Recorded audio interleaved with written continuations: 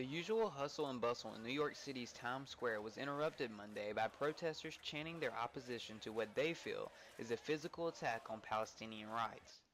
Groups gather in the tourism hotspot waving signs, banners, and flags, displaying their outrage over the Israeli army's recent conflict with the fleet of aid ships bound for the Gaza Strip.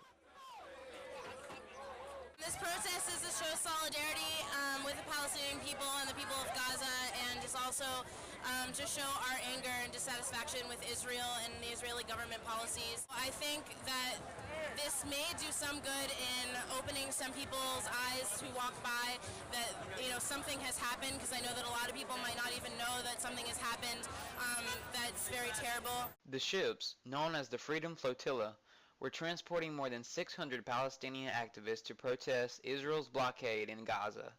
At least 9 were killed and dozens wounded during the Israeli army's efforts to seize the ships.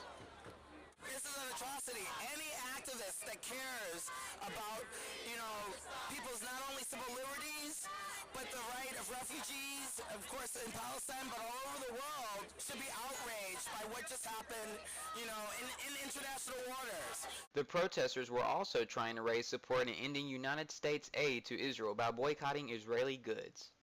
We should be out here for the next, as long as it takes, that there's justice for these lives that have been taken from us, from our movement, but also until the U.S. stops funding this kind of terror, this Israeli terror, until Gaza is no longer under occupation.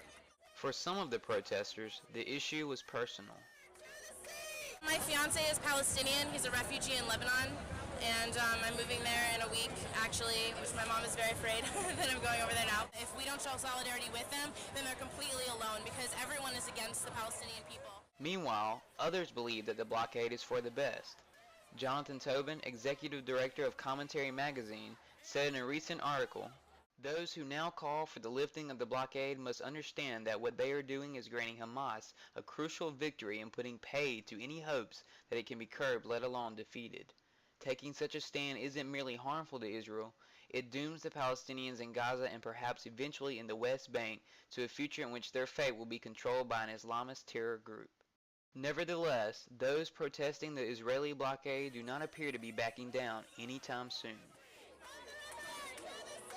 This is just the tip of the iceberg. They have just unleashed, a new fury for people that are fighting, for Gaza and in the Palestinian movement. So this is not the end of it. We're going to be here. From New York City, this is Jonah Taylor reporting for the World Journalism Institute.